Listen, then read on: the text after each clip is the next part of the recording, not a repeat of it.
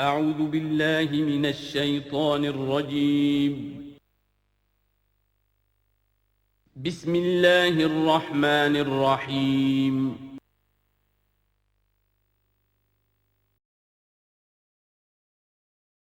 تعارف قرآن کے ضمن میں جو مباحث پہلی نشست میں مکمل ہو چکے ہیں، اس میں ایک کمی رہ گئی تھی، اس کو پورا کر لیجئے۔ قرآن مجید کی 2 آیات کے بارے میں یہ روایت موجود ہے صحیح مسلم میں حضرت عبداللہ ابن مسعود رضی اللہ تعالی عنہ سے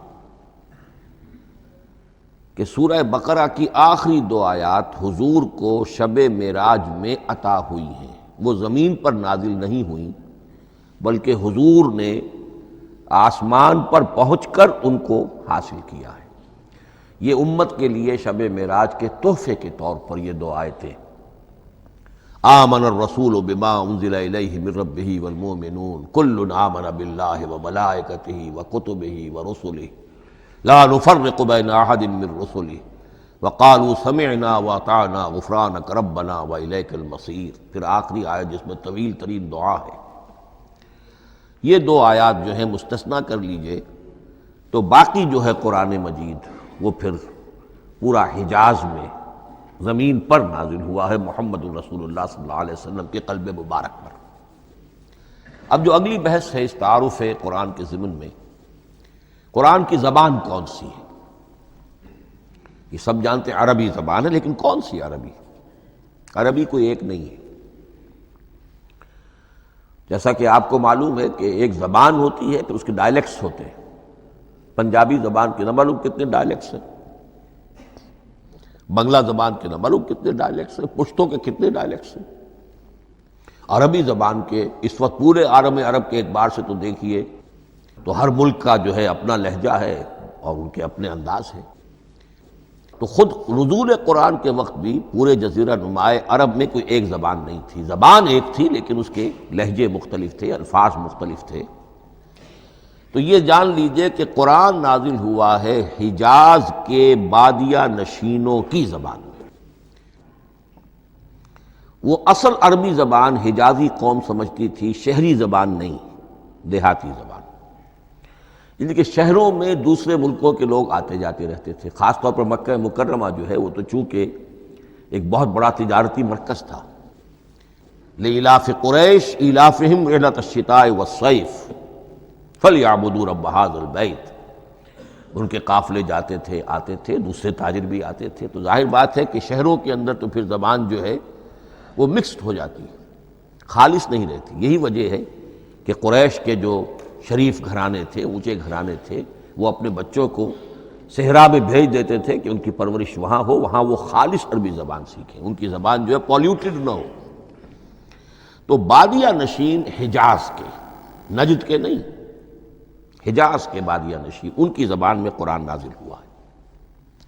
یہ آیتیں اس سے پہلے بھی سامنے آ چکی ہیں سورہ زخرف کی، اِنَّا جَعَلْنَاهُ قُرْآنًا عَرَبِيًّا لَعَلَّكُمْ تَعْقِلُونَ۔ ہم نے اس اپنے کلام قدیم کو عربی زبان کا جامہ پہنایا ہے۔ اِنَّا أَنزَلْنَاهُ قُرْآنًا عَرَبِيًّا، یہ سورہ یوسف کی آیات، ہم نے اتارا ہے اسے قرآن عربی بنا کر، قرآنًا عربيًّا لَعَلَّكُمْ تَعْقِلُونَ۔ سورہ زمر میں قرآنًا عربيًّا غیر ذی عوج، یہ عربی مبین میں ہے، صاف ستھری دھلی ہوئی عربی زبان جس میں کہیں کوئی ٹیڑھ نہیں ہے، کوئی ایچ پیچ نہیں ہے۔ اور یہی پھر سورہ کہف میں جو ایک ترانہ حمد اللہ نے ہمیں سکھایا ہے کہ میرے اس انعام عظیم پر میرا شکر ادا کیا کرو، تو کن الفاظ میں الحمدللہ الذی انزل علی عبدہ الکتاب ولم یجعل لہ عوجا۔ تو یہ عربی مبین جو ہے اگرچہ اصلاً ہے بادیہ نشین حجاز کے، البتہ یہ کہ عرب کے دوسرے قبائل کے بھی ان کی زبانوں کے بعض الفاظ اس میں آئے ہیں۔ اس سے آگے بڑھ کر یہ کہ بعض معرب الفاظ بھی ہیں۔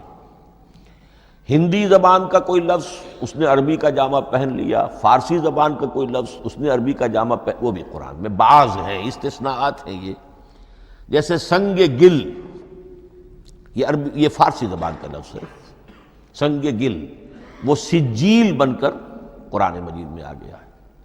حجارۃ من سجیل، یہ جو الم تر کیف فعل ربک باصحاب الفیل سورہ فیل میں ہے، سنگ گل کا سجیل بنا۔ اس طرح کے کچھ اور الفاظ بھی ہیں، لیکن یہ سمجھیے کہ ایکسیپشنز پروو دی رول، یہ استثناءات ہیں، قاعدہ اپنی جگہ پر قائم رہے گا کہ یہ حجاز کے بدوؤں بادیہ نشینوں کی جو زبان تھی اس میں قرآن نازل ہوا ہے۔ اس قرآن کے بارے میں، اس کی زبان کے بارے میں جو چند پہلو سامنے رہنے چاہیے، فصاحت اور بلاغت کی معراج۔ یہ میں بعد میں قرآن کے وجوہ اعجاز پر جب بحث کروں گا کہ یہ کس کس اعتبار سے معجزہ ہے، تو وہاں زیادہ تفصیل سے یہ بات آئے گی کہ عربی زبان کی فصاحت اور بلاغت کی معراج ہے۔ آپ کو معلوم ہے کہ آج بھی دنیا میں یہودی بھی ہیں جن کی مادری زبان عربی ہے، عیسائی بے شمار ہیں جن کی مادری زبان عربی ہے، ان کے ہاں بھی عربی ادب کی چوٹی کی کتاب جو پڑھائی جاتی ہے وہ قرآن ہے۔ یہ انہیں ماننا پڑتا ہے کہ عربی ادب کی جو آخری کتاب ہے، چوٹی کی کتاب ہے، وہ یہی ہے۔ یہودی بھی پڑھائیں گے، جیسے آپ انگریزی زبان پڑھنی ہے، سمجھنی ہے، تو شیکسپیئر کے بغیر آپ کیسے سمجھیں گے؟ اب وہ تو ایک سٹینڈرڈ ہے۔ اسی طریقے سے یوں سمجھیے کہ عربی زبان عربی ہونے کے اعتبار سے کلام اللہ ہونا اس پر ان کا ایمان نہیں ہے، لیکن یہ کہ عربی زبان کے اعتبار سے اس کی فصاحت اور بلاغت کا لوہا وہ مانتے ہیں۔ پھر اس میں ایک خاص ملکوتی غنا ہے، ڈیوائن میوزک، صوتی آہنگ ہے، عذوبت ہے، مٹھاس ہے۔ لاہور میں ایک صاحب ہیں جو پروفیسر ہیں فونیٹکس کے پنجاب یونیورسٹی میں، وہ کہتے ہیں میں ثابت کر سکتا ہوں کہ جتنے بھی آج دنیا میں اصول ہیں صوتی، یہ خود اپنی جگہ ایک بہت بڑی سائنس ہے، اس کے اعتبار سے میں ثابت کر سکتا ہوں کہ بلند ترین موسیقی قرآن مجید میں ہے، ملکوتی غنا۔ اسی لیے قرآن مجید کو اچھی سے اچھی آواز میں پڑھنے کی تاکید آئی ہے۔ زین القرآن باصواتکم، قرآن کو اپنی آوازوں سے مزین کرو۔ اسی طریقے سے من لم یتغن بالقرآن فلیس منا، جو قرآن مجید کو اچھی سے اچھے طریقے پر پڑھنے کی کوشش نہیں کرتا وہ ہم میں سے نہیں ہے۔ اسی طرح کے واقعات بھی ہوئے ہیں۔ حضرت ابو موسیٰ اشعری رضی اللہ تعالی عنہ، وہ بہت خوش الحان تھے، تو ایک روز حضور سفر رات کے وقت کہیں گشت پر تھے، جا رہے تھے ان کے مکان کے قریب سے، تو وہ اس وقت رات کی نماز میں قرآن پڑھ رہے تھے، تو حضور وہاں کافی دیر تک کھڑے ہو کر سنتے رہے۔ ظاہر بات ہے کہ اس وقت کے مکان کیا ہوتے تھے، ایک ایک حجرہ ہوتا تھا، یہ کوئی کئی کنال کی کوٹھیاں تو نہیں ہوتی تھی کہ کیا پتہ چلے ان کے اندر کیا ہو رہا ہے۔ وہ تو حضرت ابو بکر کے مکان کے پاس سے گزرتے تھے تو ان کی تلاوت سنتے تھے، حضرت عمر کے مکان کے قریب سے گزرے ان کی تلاوت سنی۔ حضرت عمر بلند آواز میں پڑھتے تھے، حضرت ابو بکر بڑی پست آواز میں پڑھتے تھے۔ حضور نے پوچھا کہ تم ایسا کیوں کرتے ہو؟ حضرت عمر نے کہا میں اس لیے کرتا ہوں، زور سے پڑھتا ہوں کہ شیطان بھاگ جائے۔ حضرت ابو بکر نے عرض کیا کہ میں اس لیے پڑھتا ہوں کہ جس کو میں سنا رہا ہوں وہ سنتا ہے، اس کو بلند آواز کی ضرورت نہیں۔